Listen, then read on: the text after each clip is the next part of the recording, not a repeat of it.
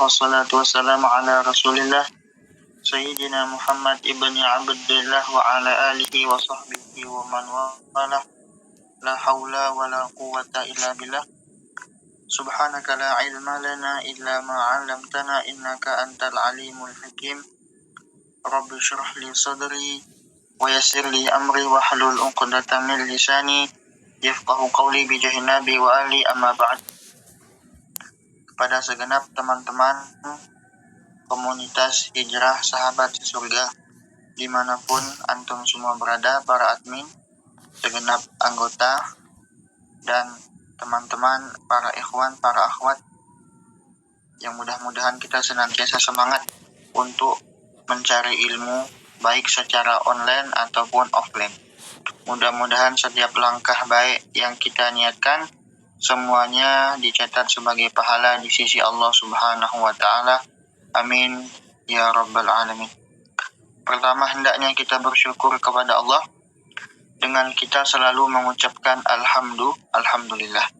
Karena disebutkan Nabi kita Muhammad itu, beliau apabila mendapatkan sebuah kebaikan, melihat sesuatu yang indah, sebagaimana yang pernah saya sampaikan, Nabi itu mengucapkan alhamdulillahilladzi bi ni'matihi tatimmus shalihat atau kama qala. Nabi Muhammad itu akan berdoa dengan bersyukur kepada Allah. Begitu juga wa idza ra'a ma yakrah, kalau Nabi melihat sesuatu yang tidak menyenangkan, Nabi juga akan mengucapkan alhamdulillahi ala kulli hal. Bukan seperti kita, kalau melihat yang tidak menyenangkan, kita akan mengucapkan kalimat yang tidak baik. Kita akan mengucapkan kalimat yang mengandung kebencian mungkin. Tapi Nabi Muhammad tidak. Nabi Muhammad malah mengucapkan alhamdulillahi ala kulli hal. Segala puji bagi Allah atas segala setiap keadaan. Maka Nabi Muhammad selalu bersyukur kepada Allah Subhanahu wa ta'ala. Salawat dan salam hendaknya selalu kita rutinkan untuk kita jadikan sebagai kebiasaan, karena salawat ini adalah robitoh, sesuatu yang akan menyebabkan kita dikenal oleh Nabi. Maka sering-sering bersolawat supaya kita dikenal oleh baginda Nabi Muhammad, dan nanti diharapkan pada hari kiamat mendapatkan syafaatnya beliau. Amin ya rabbal alamin. Teman-teman para pencinta Nabi Muhammad dimanapun antum berada, alhamdulillah pada malam ini kita akan membahas hadis ke-28, melanjutkan hadis yang lalu. Silakan slide berikutnya. Naam, mungkin ada yang kelihatan atau tidak kelihatan. Kita bacakan dulu hadisnya. Bismillah, wassalatu wassalamu ala rasulillah Sayyidina Muhammad ibni Abdullah wa ala alihi wa sahbihi wa man wala. La hawla wa la quwwata illa billah. Wa qala musannifu rahimahullahu ta'ala wa nafa'ana bihi wa bi'ulumihi fid daraini amin. Al-hadithu tsamin wal 'ishrun, hadis ke-28.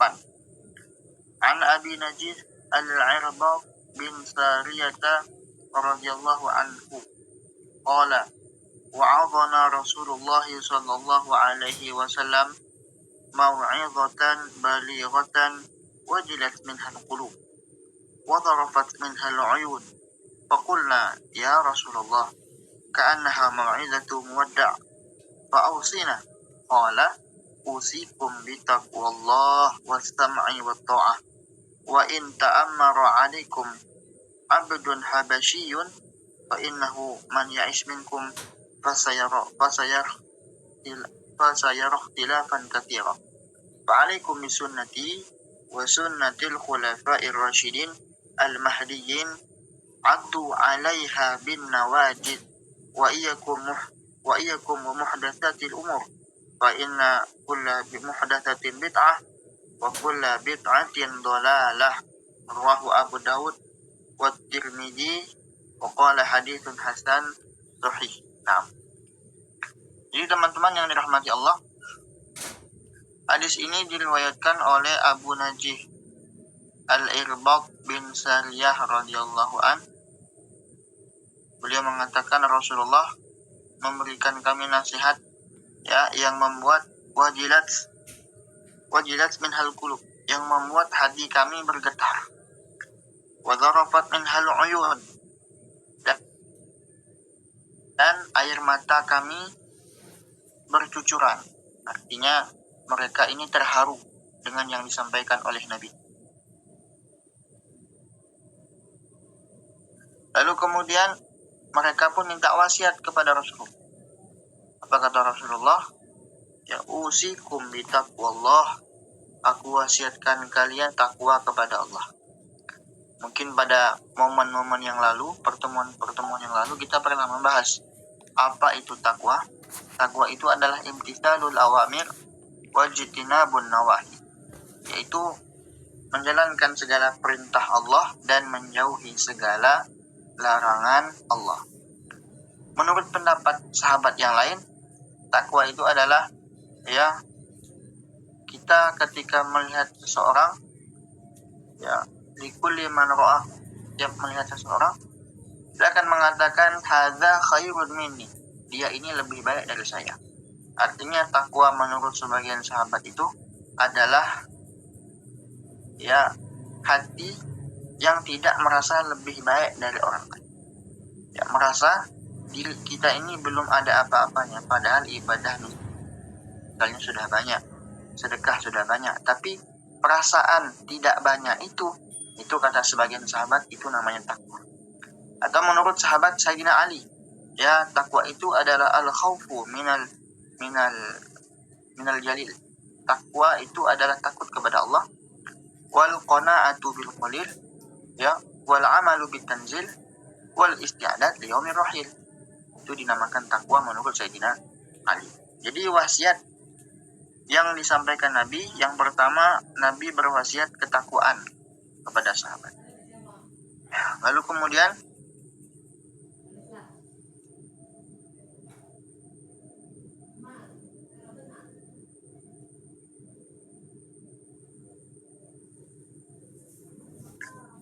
kata Nabi Muhammad, wasam'i wa ta'ah, tunduklah dan patuhilah. Wa in ta'ammara alaikum abdun habasyun, kalian adalah seorang budak. Abdun, seorang budak, ya punya orang ini orang yang sebenarnya tidak pantas, yang memimpin pantas jadi yang orang yang tidak menjadi kata ulama pemimpin, orang yang tidak pantas, orang yang sebenarnya ya tidak kualifikasi sebagai pemimpin,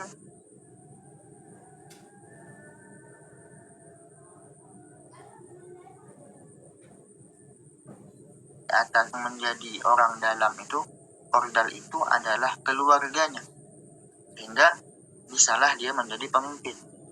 Nah ini yang dimaksud oleh Nabi. Bayangkan Nabi Muhammad ini sudah memprediksi. Bayangkan prediksi Nabi Muhammad ini tidak meleset sama sekali. 14 abad yang lalu Nabi sudah mengatakan, apa kata Nabi?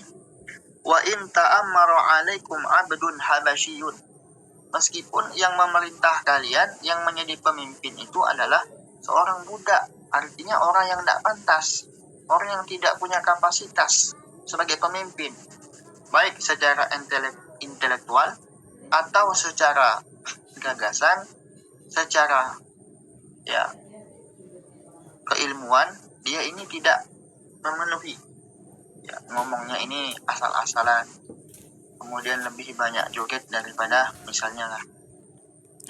aksinya, atau banyak peraturan yang bertentangan dengan hukum logika. Ya, kita ini kan negara yang sebenarnya harus mementingkan pendidikan, bukan makan. Makan itu penting, tapi hidup bukan untuk makan. Ya, karena pendidikan ini yang paling penting, karena kalau suatu negara pendidikannya sudah terbelakang, ya, pendidikannya itu sudah tidak baik, maka tinggal tunggu kehancurannya. Kenapa?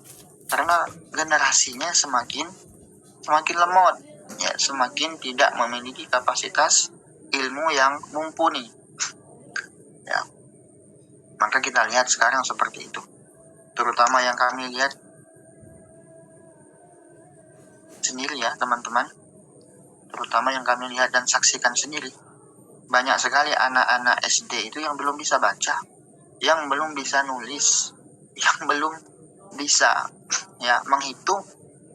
Tetapi pelajaran yang diberikan sekarang ini melebihi kapasitas kemampuan mereka. Dulu waktu saya SD kelas 1 itu paling itu baru, ya, nulis, baca, ya, itu yang diajarkan, yang ditekankan terlebih dahulu. Kalau sekarang udah beda. Kenapa? Ya memang sih, ya, perkembangan teknologi itu semakin pesat, tapi ya, pendidikan ini juga harus dibuat memudahkan mereka, tidak membingungkan. Ya, biaya pendidikan mahal, kurikulumnya ruwet, susah dipahami. Inginnya generasi emas. Nah, ini kita sebagai generasi penerus bangsa harus memikirkan bagaimana supaya kedepannya itu kita bisa mencetak, ya, anak-anak yang bisa baca, bisa nulis, dan sebagainya. Supaya nanti kalau jadi pemimpin tidak yang keliru begitu, ya. Tidak menjadi pemimpin yang mengecewakan rakyat begitu. Nah, jadi kata Nabi, wa in ta'ammara 'alaikum abdun habasyun. Ini digambarkan saja oleh Nabi. Ini cuma perumpamaan, ya. Namanya darabul mathal, perumpamaan oleh Nabi. Ya. Artinya orang yang tidak punya kapasitas. Fa innahu man ya'ish minkum. Nah, ini.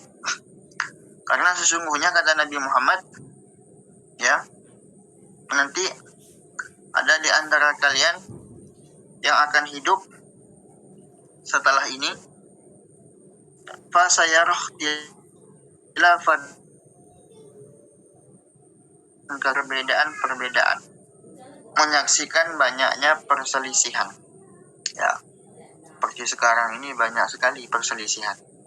Padahal yang diselisihkan itu masalah furu'iyah, ya, seperti tahlilan, seperti maulidan, seperti, ya, apalagi istighosah dan lain sebagainya, ziarah kubur dan lain sebagainya.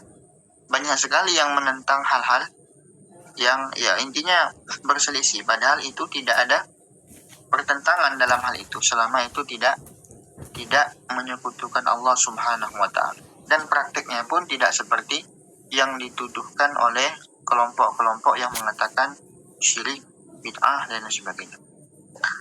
Kita lanjutkan.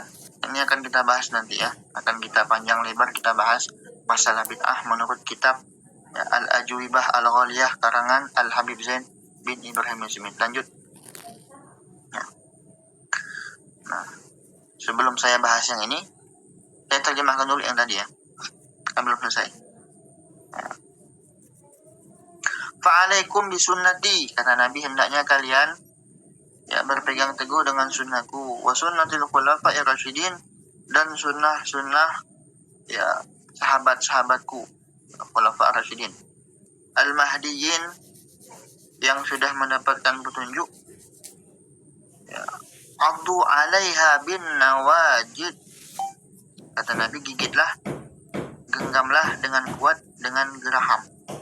Gigi geraham ini gigi yang kuat. Jadi dilogikakan oleh Nabi, digambarkan oleh Nabi seperti menggigit menggunakan gigi geraham.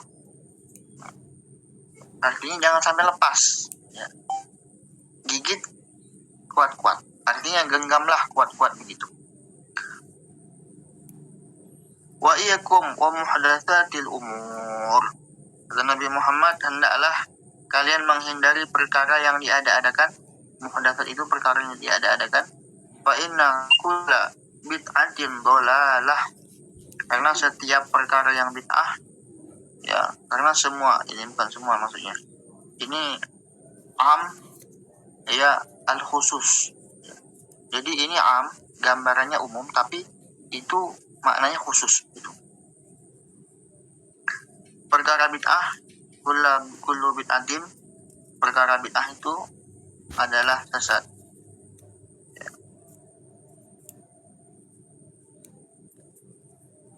Nah, kita lanjutkan pembahasannya. Mengenal sahabat Abu Najih. Nah, ini sahabat Abu Najih ini, beliau adalah orang keempat yang masuk Islam. Kemudian beliau ini termasuk sahabat ya Ahlu Sufah. Ahlu Sufah ini sahabat yang fakir, ya, yang makan sama Nabi, sering sama Nabi, ya, hari-harinya sholat dengan Nabi, ya, dan hidupnya zuhud, ya, tidak cinta dunia. Makna zuhud ini bukan hanya orang yang kalau sekarang ya, bukan orang yang pakai yang compang-camping, makannya sederhana, padahal orang kaya. Bukan, itu bukan zuhud namanya. Orang zuhud ini gambarannya begini. Dunia di tangannya, bukan di hatinya. Jadi kalau seumpama dunia itu hilang darinya, dia tidak merasa khawatir. Kenapa? Dia zuhud. Ya, yang dia pikirkan adalah akhirat, bukan dunia. Dia tidak cinta dengan dunia. Ya, ini namanya zuhud. Lalu kemudian sahabat ini juga ahli ibadah. Ya, sahabat yang ahli ibadah, yang setiap kali ibadah selalu meneteskan air mata saking khusyuknya ibadah tersebut. Kan kalau dalam akidah Ahlussunnah wal Jamaah, kalau kita ibadah itu yakini ibadah itu seakan-akan ini ibadah terakhir. Supaya apa? Supaya kita khusyuk melaksanakan ibadah itu. Supaya kita fokus, betul-betul kita hatian dengan ibadah ini. Artinya tidak ingin kita nodai dengan hal-hal yang mengganggu, seperti memikirkan dunia, memikirkan, ya, ketika dalam sholat memikirkan yang lain. Nah, itu supaya terhindar hal itu, maka yakinilah seakan-akan itu sholat terakhir kita. Lalu beliau wafat di Syam pada usia 75 tahun. Ya, yaitu tepatnya pada masa Khalifah Abdul Malik bin Marwan.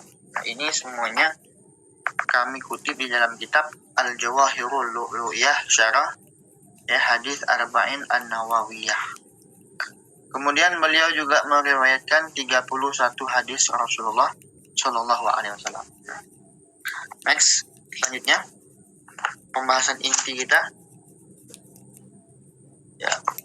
Nah, dalam hadis yang ke-28 ini, poin-poinnya, ya, mungkin teman-teman yang ingin mencatat ya silahkan saja.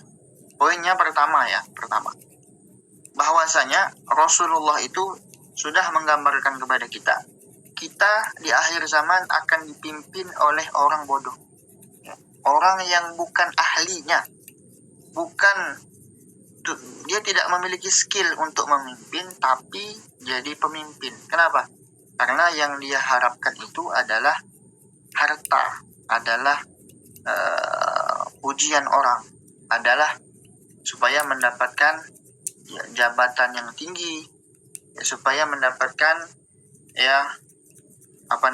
keuntungan yang banyak, bisnisnya lancar dan lain sebagainya. Ini jadi bukan niatnya memang tulus memimpin, bukan. Hanya ucapan saja yang seakan-akan siap untuk memimpin, padahal di hatinya itu ingin menghancurkan kita dari dalam. Tapi kata Nabi, ingat ya pesan Nabi, kalau dapat pemimpin yang seperti ini, baik di desa, baik di kecamatan, baik di kabupaten, baik dimanapun, kalau menemukan pemimpin yang seperti ini, apa kata Nabi? Wa in ta'amara alaikum abdul habasyun, ya, meskipun kalian dipimpin oleh orang yang budak, yang bodoh lah begitu, maka kalian harus taat, patuh. Artinya selama itu tidak bertentangan dengan syariat Nabi Muhammad. Kemudian poin yang kedua, kalau kalian melihat banyak perselisihan di akhir zaman ini, maka ya ikutilah Ahlussunnah wal Jamaah. Karena yang dinamakan ya di dalam kitab ini, nah ini juga kami kutip nih dalam kitab ini, mana nih? Nah ini, kelihatan enggak? Nah, ini kitab namanya Al-Ajwibah Al-Ghaliyah fi fi aqidatil firqah an-najiyah karangan al-alamah ad-da'iyah ilallah al-Habib Zain al-Abidin Ba'alawi bin Smith beliau ini, bin Ibrahim bin Smith. Beliau di sini menyebutkan fi luzumi jamaatil muslimin wa ittiba'is salafis shalih. Nah, ini sebelum kita bahas masalah bid'ah, kita sebutkan dulu, kita bahas dulu ini. Karena ini juga nyambung dengan hadis yang kita baca sekarang. Nah, maksud daripada as-sawadil azam itu adalah al-jama'atul katsirah. Kan Nabi Muhammad pernah menyebutkan gigitlah dengan gigi geraham, kan begitu. Nah, ini ada juga yang mengatakan ikutilah mayoritas ulama dengan betul-betul patuh, tidak keluar dari Ahlus Sunnah wal Jamaah yang mazhab fikihnya itu 4, Imam Syafi'i, Imam Maliki, Imam Hanafi, Imam Hambali. Begitu juga dengan akidahnya dan lain sebagainya. Intinya mengikuti Ahlus Sunnah wal Jamaah.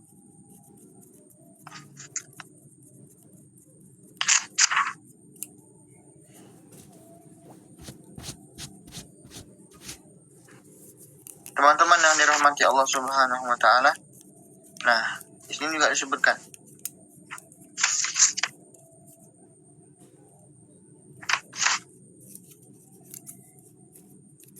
sebentar. Tadi mana nih yang saya bacanya?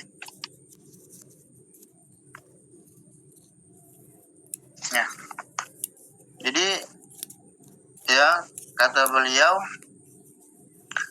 maladzi yajibu 'ala muslim inda wuqu'il ikhtilaf. Apa yang wajib dilakukan oleh seorang muslim ketika terjadinya perselisihan. Nah, ini nyambung dengan apa yang kita bahas pada malam ini. Ya'lam anna Rasulullah SAW qad amara 'indal ikhtilaf biluzumi sawadil a'zam. Nabi Muhammad itu memerintahkan kita ketika ada perselisihan untuk mengikuti yang dinamakan as-sawadil a'zam. Itu adalah kata Al-Allamah As-Sandiyu dalam syarahnya. Yang dimaksud as-sawadil a'zam itu al-jama'atul katsirah, mayoritas ulama. Jadi kalau antum melihat perselisihan di antara ulama, ikuti yang mayoritas. Seperti antum ikut mazhab Imam Syafi'i. Kalau Imam Syafi'i ada perdebatan ikhtilaf, ikuti mayoritas ulamanya. Tapi kalaupun tidak menemukan, ikuti ulama yang muktamad, seperti Imam Nawawi, apalagi Imam Ibn Jar, imam yang lain sebagainya. Intinya Imam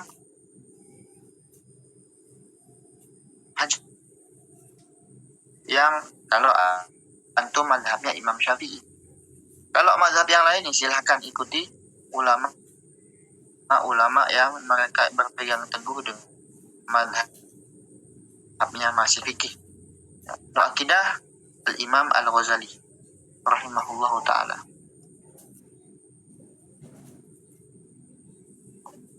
Nah, nanti kita akan jawab pertanyaannya. Lalu kemudian teman-teman yang dirahmati Allah Subhanahu wa ta'ala,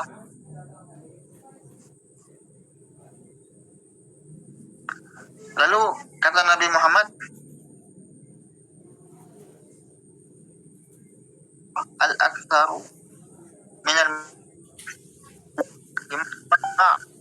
yang dinamakan andolal atau khata' dan Muhammad ini tidak mungkin bersepakat dalam kesesatan. Tidak mungkin. Tahlil sepakat ulama itu di depan surah. Tidak ada tahlil di dalam Yasin. Bagus nak? Bagus. Mendoakan orang meninggal, bagus nak? Bagus. Apa dalilnya mendoakan orang meninggal itu bagus? Dalilnya ketika Nabi Muhammad SAW beliau setiap kali, ya, beliau ini suka ziarah kubur Nabi Muhammad. Beliau melewati pemakaman Baqi itu menziarahi sahabat Nabi. Jadi sahabat yang udah meninggal di pemakaman Baqi di Madinah itu Nabi ziarahi dengan Nabi mengatakan apa? Ya, assalamualaikum ya ahlal qubur, ghafarallahu lana wa lakum, antum lana salam. Kata Nabi Muhammad, Nabi mengucapkan keselamatan, menyampaikan doa keselamatan untuk penghuni kubur, lalu mengucapkan ghafarallahu lana wa lakum, semoga Allah mengampuni kami dan kalian. Antum lana salaf, kalian ini lebih dulu menemui Allah, ya. Wa nahnu bil athar, dan kami nanti akan menyusul kalian. Nah, makanya kalau orang ziarah kubur itu di antara hikmahnya tudzakirul akhirah, mengingatkan pada akhirat. Ada yang mengatakan tudzakirul maut, mengingatkan kematian. Ada yang mengatakan melembutkan hati, membuat mata kita ini mudah untuk menangis, dan lain sebagainya. Nah, nanti akan kita bahas. Kalau ada yang bertanya masalah ziarah kubur, nanti akan kita bahas hukum-hukumnya kalau ada yang bertanya, ya. Nah, intinya seperti itu. Jadi tidak akan mungkin umat Nabi Muhammad ini sepakat dalam kesesatan, tidak mungkin. Nah, lalu kemudian, ya, kita bahas masalah bid'ah. Nah, masalah bid'ah.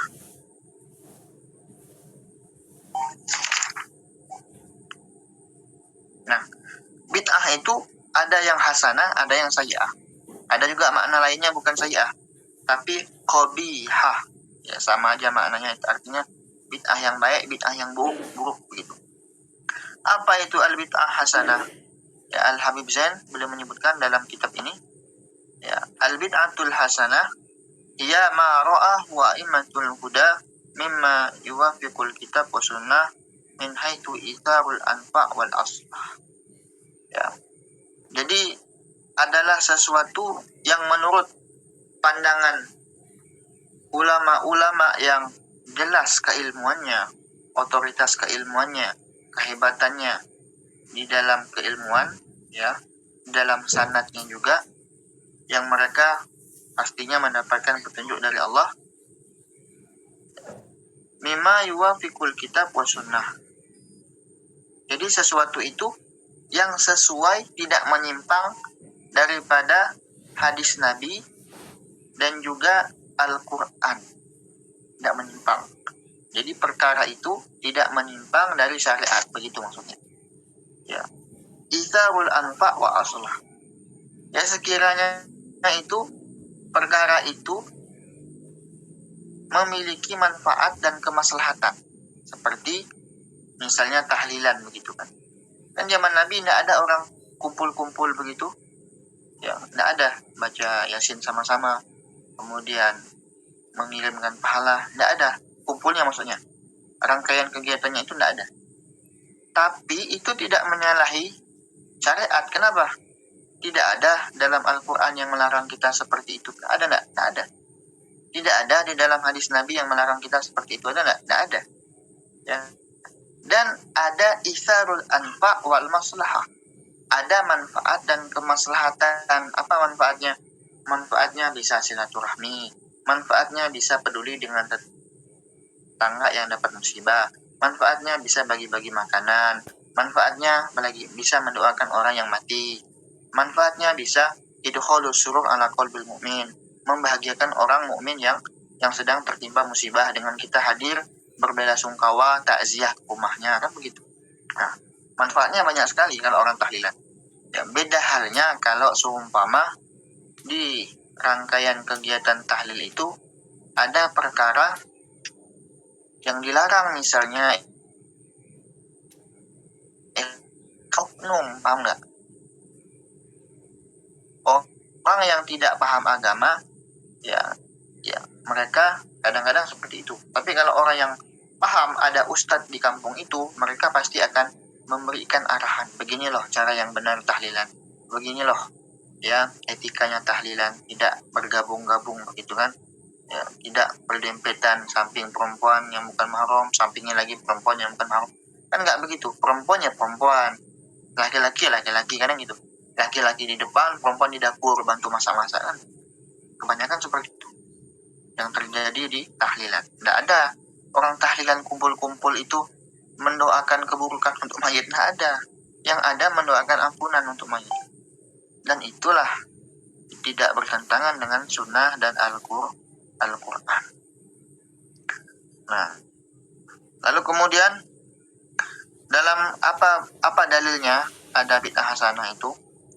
Disebutkan fakulu ihsan lam yu'had bil ahadin nabawi bahwa bid'ah hasanah. Setiap perkara yang baik, kebaikan yang tidak dilakukan di zaman Nabi, itu namanya bid'ah hasanah. Yusabu 'alaiha 'amiluha. Orang yang melakukannya dapat pahala. Bidalili qaulihi, dengan dalil sabda Nabi, man sanna sunnatan hasanatan, barang siapa yang memulai suatu tradisi, suatu perkara yang baik bil Islam, di dalam Islam, falahu ajruha wa ajru man amila biha ba'dahu, maka dia akan mendapatkan pahala orang yang melakukan amal yang dia mulai itu tanpa berkurang sedikit pun. Min ghairi an yanqus min ujurihim syai', tanpa berkurang pahala orang yang melakukannya sedikit pun. Contohnya seperti apa? Contoh seperti tarawih. Tarawih itu di zaman Nabi tidak dikumpulkan. Di zaman Nabi ya. Tarawih di zaman Nabi tidak dilakukan berjamaah. Ya, Nabi sendiri gitu. Nah, tapi di zaman sahabat. Ini kan bukan di zaman Nabi, saya katakan. Ini zaman sahabat kan beda. Nah, itu namanya bid'ah hasanah. Bahkan kata Sayyidina Ali karamallahu wajhah, apa kata beliau?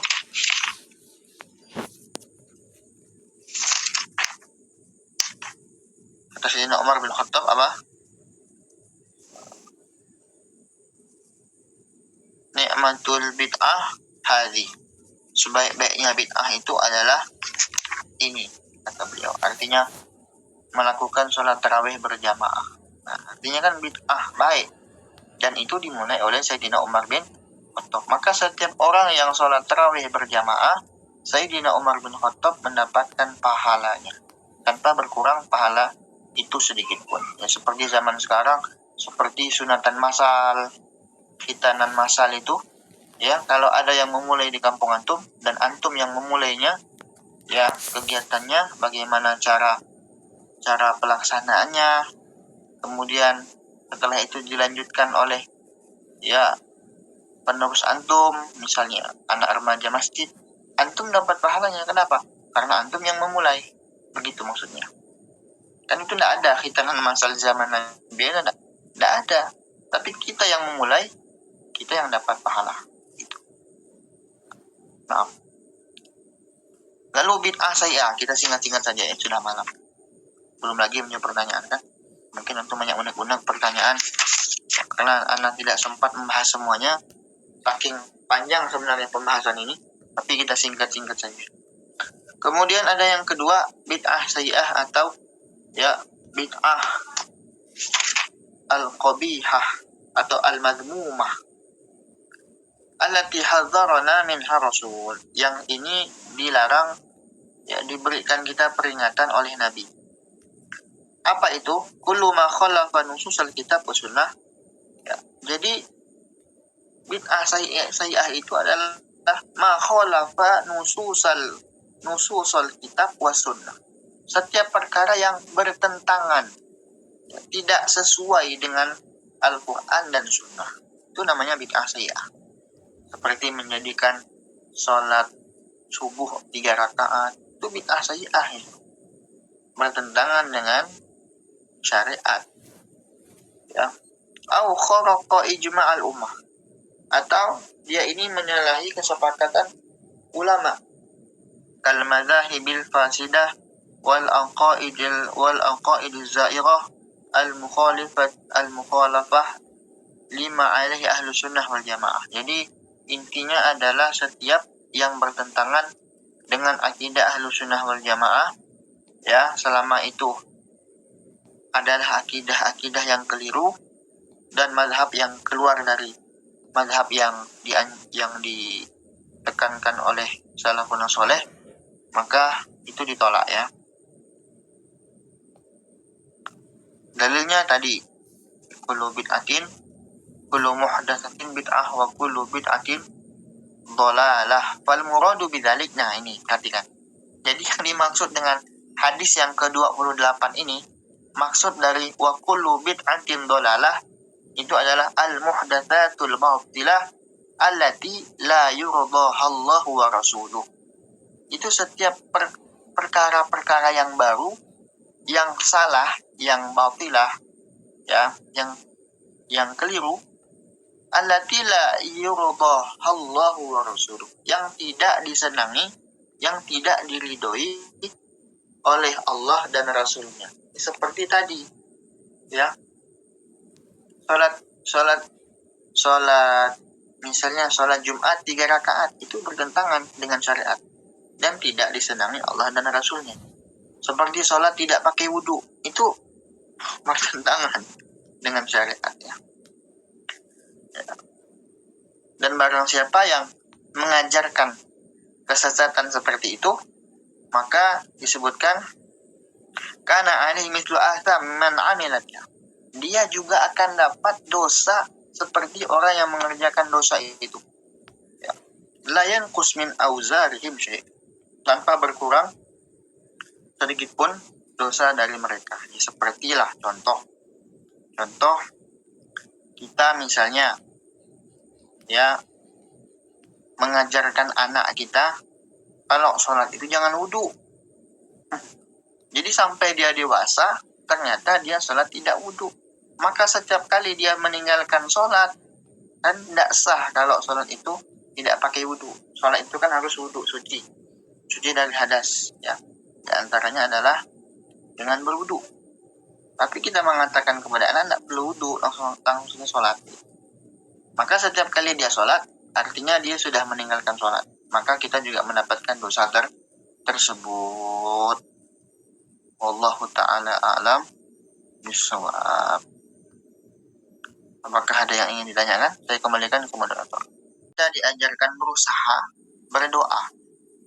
Kalau seumpama kita hanya berusaha, tapi kita tidak mau berdoa, tidak mau tahajud, tidak mau duha, takutnya nanti kalau kita dapat hasil dari usaha itu, kita akan mengatakan, wah, gara-gara usahaku, aku dapat uang 5 juta hari ini. Jadi dia membanggakan usahanya. Ini namanya ujub. Wah, gara-gara usahaku ya hari ini kerja dari subuh sampai malam, walaupun tidak sholat, lihat uangku banyak. Ya. Jadi dia seakan-akan meremehkan sholat. Orang yang meremehkan sholat itu hukumnya haram. Ya. Apalagi kalau meremehkan tahajud, meremehkan duha, jangan. Ya, duha ini sunnah, dilakukan dapat pahala, tidak dilakukan tidak apa-apa. Tapi jangan sampai meremehkan. Jangan dibawa-bawa duha itu, jangan.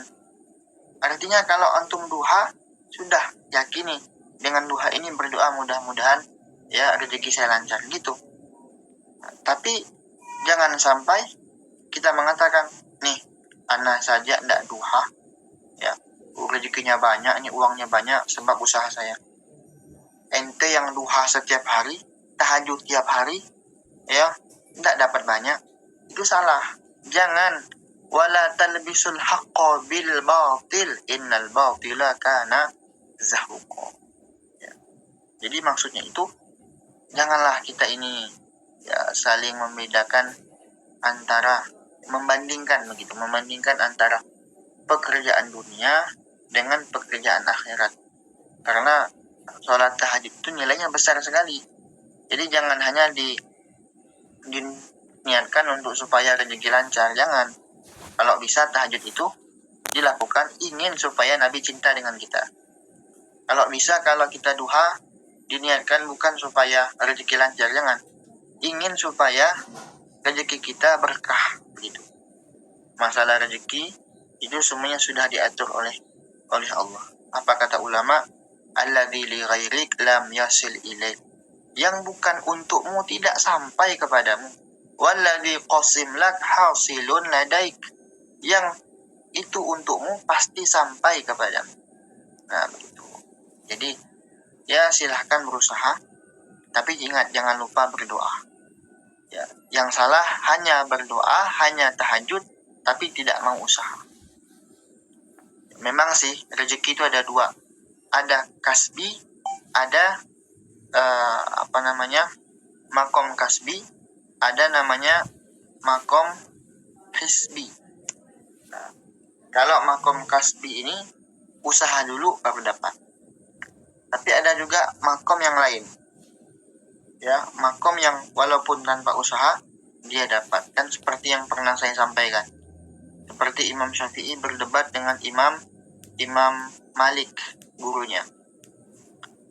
Jadi kata Imam Malik, rezeki itu Allah sudah tetapkan akan datang dengan sendirinya, walaupun usaha sebagaimanapun ya dapatnya sekian ya sekian, begitu kata Imam Malik. Jadi tanpa usaha banyak pun dapat rezeki. Tapi kata Imam Syafi'i tidak, kerja dulu, kalau kerja dapat rezeki maka dibuktikanlah. Lalu kemudian kata Imam Syafi'i, oke, aku akan buktikan. Besoknya Imam Syafi'i kerja. Ya, upah dari kerja itu mendapatkan kurma. Ketika itu dia berlari mendatangi gurunya, wahai guru, ini bukti bahwasanya kerja dulu baru dapat rezeki. Nah, dibawalah kurma ini buktinya. Nah, ini untukmu, kata Imam Syafi'i. Imam Syafi'i memberikan itu kurma yang beliau upah yang beliau bawa itu, beliau bagi kan gurunya kan, nggak mungkin murid nggak ngasih guru kan. Jadi murid ini Imam Syafi'i memberi kepada Imam Malik, wahai guru, ini aku berikan kurma kepada engkau. Apa kata Imam Malik? Nah, ini buktinya, tanpa usaha dapat. Nah, gitu. Jadi makom itu banyak ya. Kalau antum ini makomnya seperti Imam Syafi'i, ya makom kasbi, silakan usaha. Tapi kalau antum makomnya seperti Imam Malik, ya intinya dua-duanya ada. Nah, itu semuanya adalah ketentuan Allah Subhanahu wa ta'ala. Tapi yang jelas kita ini makom kasbi, usaha dulu baru dapat itu. Tapi kadang-kala juga kita bisa menjadi makom yang di atasnya, tanpa usaha pun bisa dapat. Oke. Tapi kalau ada orang menganggap tahlil itu tidak boleh, ya sudah, ya tidak masalah. Tapi jangan salahkan yang tahlil, begitu. Karena yang tahlil punya dalil masing-masing. Ya, yang tahlil juga jangan menyalahkan yang tidak tahlil, karena itu kan tidak wajib, kan begitu. Jadi kalau orang yang memandang dengan sudut pandang positif, tidak akan saling menyalahkan. Yang tahlil ya tidak akan keberatan dengan orang yang tidak tahlil, asalkan yang tidak tahlil tidak menyalahkan yang tahlil. Ya, yang dengan berbuat datang ke tempat tahlil lalu membuat onar, bubarkan kan, itu tidak baik seperti itu. Kalau misalnya antum yang mengatakan tidak mau tahlil, maka jangan salahkan yang tahlil, karena yang tahlil itu tidak melakukan hal yang buruk, mendoakan orang meninggal. Tadi dalilnya sudah saya sebutkan. Ya, kemudian Nabi Muhammad mentalkin. Kan ada orang itu kadang-kadang mengatakan talkin itu bid'ah katanya. Padahal dalam hadis yang sahih, Nabi Muhammad itu pernah ketika anak beliau Ibrahim meninggal. Ibrahim, anak Nabi Muhammad dari Maria Qibtiyah, meninggal di usia 2 tahun. Ketika itu Nabi Muhammad di atas kuburan mengatakan, ya Ibrahim, idza ja'at kal malaikatu faqul lahum Allahu Rabbi ya wa Rasulullah abi wal Islamu dini.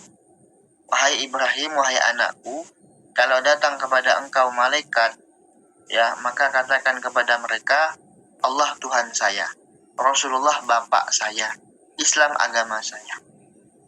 Tidak lama ada suara menangis. Ketika Nabi menoleh, ternyata Sayyidina Umar bin Khattab sedang menangis. Lalu Nabi bertanya, wahai Umar, ma yubukik ya Umar? Apa yang menyebabkan engkau menangis, wahai Umar? Apa kata Sayyidina Umar? Ya Rasulullah, aku menangis ini karena aku memikirkan anakmu ini kan meninggal belum balik. Orang belum balik meninggal pastinya tidak dicatat kesalahannya, kan belum balik, belum dewasa. Dan yang mentalkinkannya itu engkau ya Rasulullah. Lalu bagaimana dengan Umar bin Khattab? Umar bin Khattab ini laki-laki dewasa yang sudah balik, yang pastinya catatan amalnya itu sudah ditulis kesalahannya. Dan saya tidak menemukan kalau saya meninggal nanti ada orang yang bisa mentalkinkan sebaik engkau ya Rasulullah. Jadi Sayyidina Umar bin Khattab menangis. Nah, ini ya menunjukkan bahwasanya talqin itu ya dianjurkan, ada dalilnya di zaman Rasulullah Shallallahu Alaihi Wasallam. Nah, jadi kalau seumpama kita mendapati orang yang ya, kita katakanlah menurut azam ini orang yang tahlilan itu tidak, orang yang menganggap tahlil ini tidak boleh kan begitu. Gimana kita menyikapi sebagai yang tahlil? Kita yang tahlilan menyikapi orang yang tidak mau tahlilan, ya sudah, jangan kita paksakan, jangan kita cemooh, jangan kita jauhi, biarkan saja. Uang tahlilan itu kan tidak wajib. Ziarah kubur juga tidak wajib. Maulidan juga tidak wajib. Tapi kalau dia menyalahkan kita harus siap menunjukkan kepada dia ya dalil-dalilnya. Ikut ulama mana, kan begitu. Nah, supaya jelas, supaya mungkin dia dapat hidayah dan tertarik untuk tahlilan. Tapi tanpa kita mengusik kehidupan dia dengan mengkucilkan dia, kan begitu. Karena di kampung saya ini, di tempat saya tinggal ini, ada orang itu kalau meninggal dan dia tidak mau tahlilan, artinya ya orang yang bukan seperti kita, NU, ya, itu dikucilkan di masyarakat. Bahkan tidak ada yang mau datang kalau dia meninggal. Nah, ini kan parah sekali.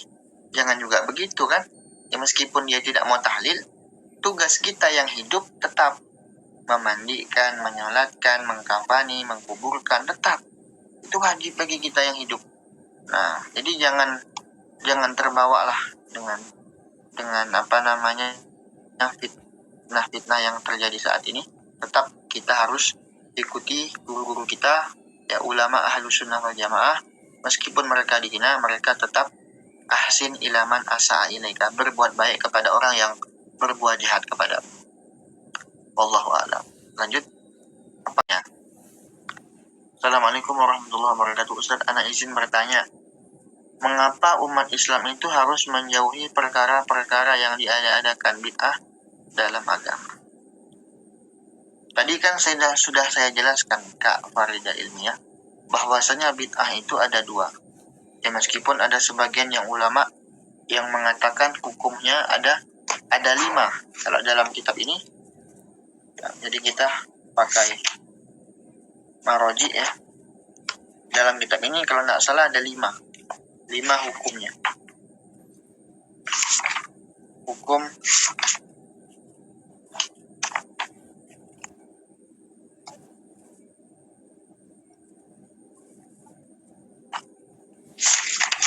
bacanya. Intinya ada 5 ya. Dan ulama itu ada yang mengatakan 2, dibagi 2 dan hukumnya ada 5. Kalau dibagi 2 ini ya bid'ah hasanah, bid'ah sayyi'ah atau bid'ah madmumah. Kalau bid'ah hasanah seperti ya Al-Qur'an yang kita baca saat ini, itu kan tidak ada di zaman Nabi seperti itu. Dikumpulkan jadi satu, disusun dengan rapi sebagai ya, segala macam. Apalagi sekarang covernya beda-beda, itu kan tidak ada di zaman Nabi. Al-Qur'an, kalamullah, ya dikumpulkan jadi satu, tidak ada di zaman Rasulullah, dan Rasulullah pun tidak pernah memerintahkan. Tapi ini ya bid'ah yang hukumnya wajib. ya hukumnya apa? Wajib bid'ah seperti ini. Kenapa? Kalau tidak dikumpulkan, kata Sayyidina Umar bin Khattab, khawatirnya itu akan tidak otentik, ya, tidak seperti dulu, tidak asli seperti dulu. Dan penghafalnya pun bingung menghafalkannya. Karena di peperangan Yamamah itu kurang lebih, kalau tidak salah, 80 sahabat yang meninggal. Dan sahabat itu penghafal Quran. Maka inisiatif dari Sayyidina Umar bin Khattab menyampaikan kepada khalifah saat itu, Sayyidina Abu Bakar, untuk mengumpulkan Al-Quran. Akhirnya dikumpulkan. Ya. Dan pada zaman Sayyidina Utsman bin Affan, ya, barulah dikukuhkan Al-Quran itu menjadi sempurna begitu pengumpulannya.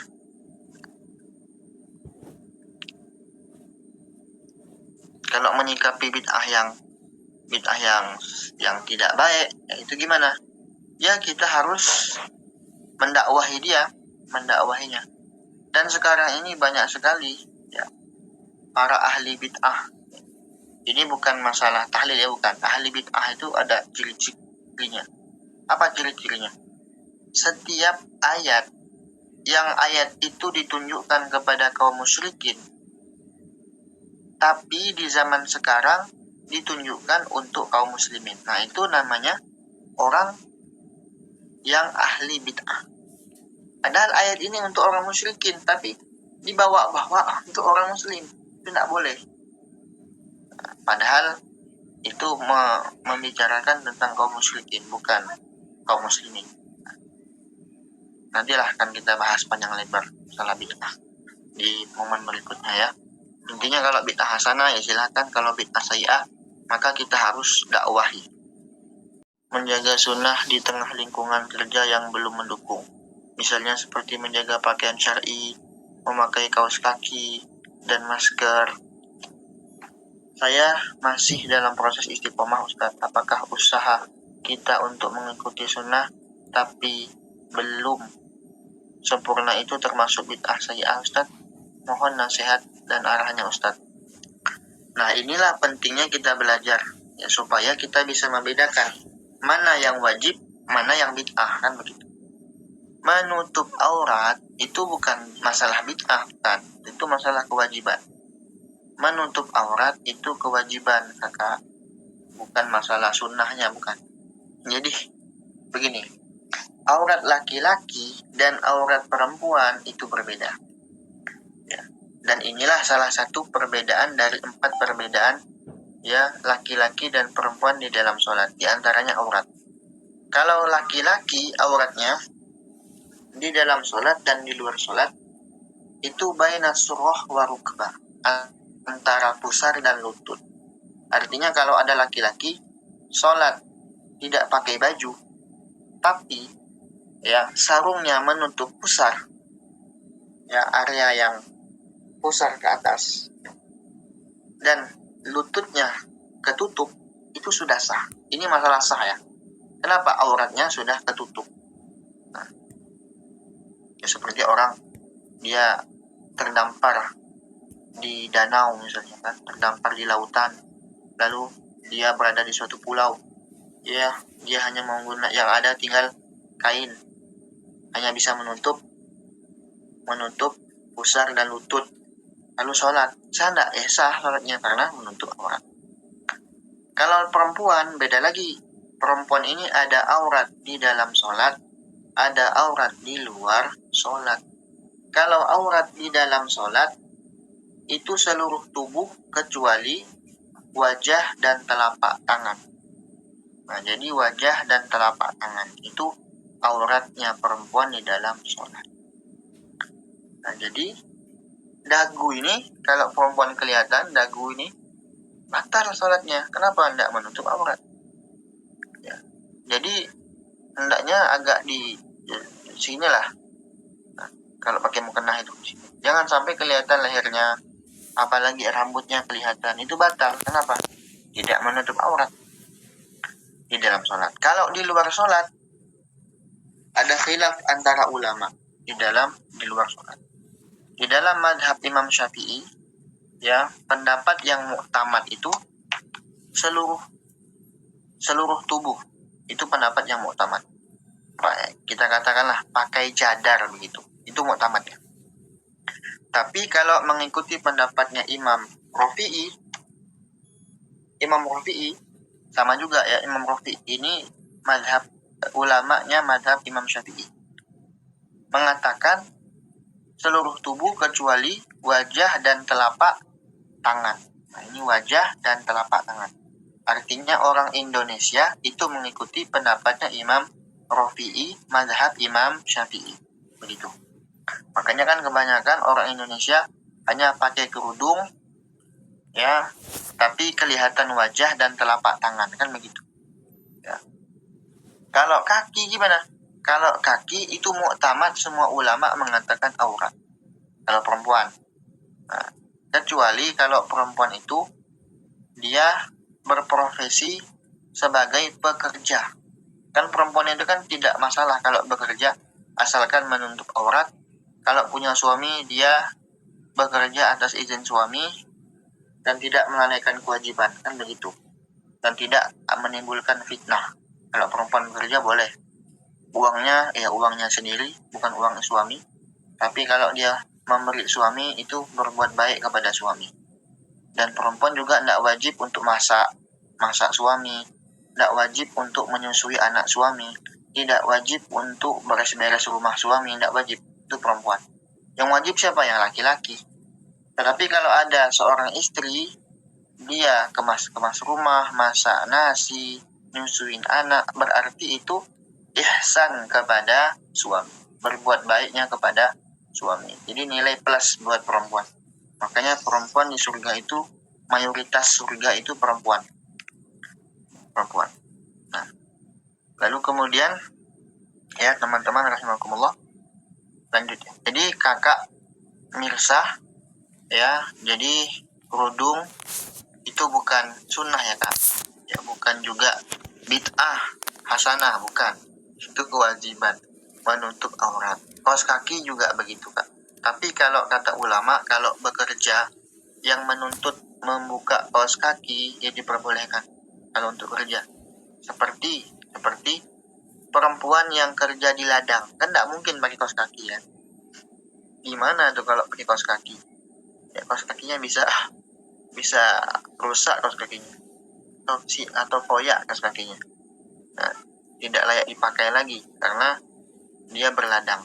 Jadi kalau pekerjaan perempuan itu mengharuskan untuk buka kaos kaki, ya silahkan, ya, asalkan tidak ada fitnah. Tapi selama masih bisa, ya silahkan ditutup. Nah, kalau kerudung gimana? Itu aurat kalau dibuka. Hukumnya gimana? Dosa. Nah, jadi pakailah kerudung. Ya. Intinya izin. Kalau tempat kerja kita itu memang tidak membolehkan, sepertinya cari kerja yang lain. Pekerjaan masih banyak, yang halal masih terbuka lebar. Kalau kita niat ingin mendekat kepada Allah, Allah pasti sediakan cara dan jalan untuk menuju kepadanya. Kan diibaratkan itu kalau kita melangkah selangkah kepada Allah, Allah itu ya berlari kepada kita. Bayangkan. Artinya kalau kita sudah niat ini ingin hijrah, ingin berbuat baik, ingin menjadi lebih baik, Allah pasti bukakan jalan untuk kita. Pasti itu. Pasti. Jadi jangan kita mau ditipu dayai oleh syaitan. Jangan menyerah, tetap semangat.